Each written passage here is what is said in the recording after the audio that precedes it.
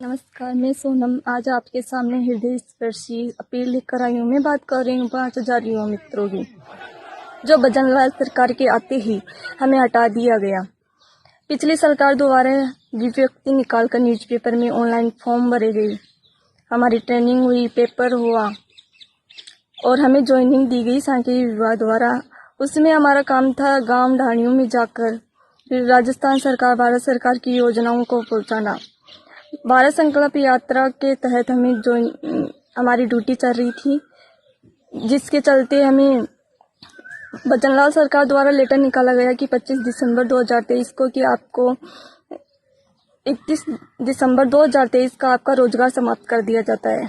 हमने 27 तारीख को धरना स्थल जयपुर में पहुंचे और वहां पर धरना स्टार्ट कर दिया।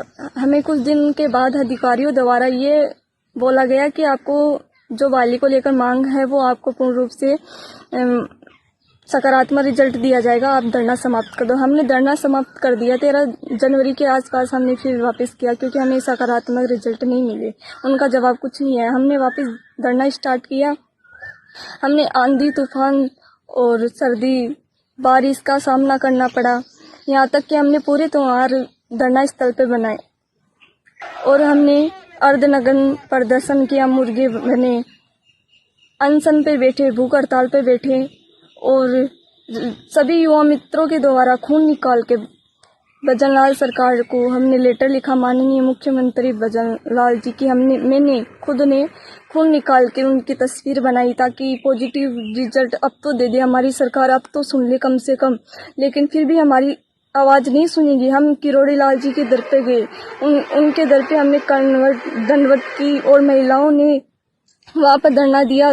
धरना देने के रात के समय था तो उसमें पुलिस द्वारा, जेंट्स कांस्टेबल द्वारा हमें महिलाओं को घसीट कर हमें वहां से उठाया गया। बर्बरता की गई हमारे साथ। जो महिलाओं की सुरक्षा की बात करते हैं उनकी बता रही हूँ। और फिर हमें महिलाओं को रात में अलग अलग जगह छोड़ा गया। हम अलग अलग जगह से, पूरे राजस्थान की महिलाएं आई थी और वहां पर हमें अलग अलग जगह, अनजान जगह पे छोड़ा गया जहां हम एड्रेस नहीं जानते कहाँ पर जाएंगे कहाँ नहीं। फिर बाद में हमें चुनाव आए, उसमें हमें अधिकारियों द्वारा मीटिंग हुई। हमें बोला गया कि आपकी बहाली को लेकर पूर्णतः आपको सकारात्मक रूप से आपको चुनाव के बाद में ज्वाइनिंग दे दी जाएगी। लेकिन बाद में ज्वाइनिंग फिर भी नहीं दी गई हमें। बाद में हमें धरना स्थल पे गए तो हमें ज्वाइनिंग की दूर की बात, हमें परमिशन नहीं दी गई। सबसे बड़ी बात, हम जो युवाओं की आवाज उठाते हैं, जनता की आवाज होती है, वो धरना स्थल पर हमें अधिकार होता है उठाने का, वो भी अधिकार हमसे छीन लिया गया। भजनलाल सरकार द्वारा हमारी युवाओं की आवाज को दबाया गया और वहां से हमें पुलिस को भेज दिया गया और हमें खदेड़ दिया गया, वहां से हटा दिया गया। हम बाहर बैठे तो हमें बाहर से भी हटा दिया गया, आप यहाँ से निकलो, यहाँ पे आपका कोई अधिकार नहीं है। एक राजा का काम होता है प्रजा की समस्याओं को सुनना, उनके अधिकारों को देना, उनके रोजगार को देना। लेकिन यहाँ पर सब उल्टा हो रहा है, हमारे साथ अन्याय हो रहा है। हमारा रोजगार ले लिया गया, हमारी जो रोजी रोटी का जरिया था वो ले लिया गया है।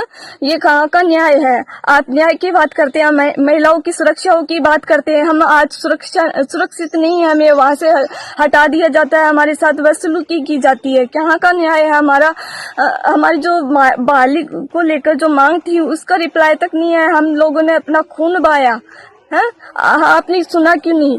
हमारी जो भी मांग थी आपने अभी तक कोई रिप्लाई नहीं दिया। हम जाते हैं, कहीं भी जाते हैं, आपकी जो यात्रा होते हैं हम वहाँ पे मिलते हैं, आप हमसे नजर नहीं मिलाते। क्यों नहीं मिलाते हैं? आपने ऐसा क्या गुनाह किया है जो हमारी रिप्लाई नहीं देते हैं किसी भी बात का? हमें न्याय दो, हमें इस चीज का जवाब चाहिए। जय हिंद, जय भारत।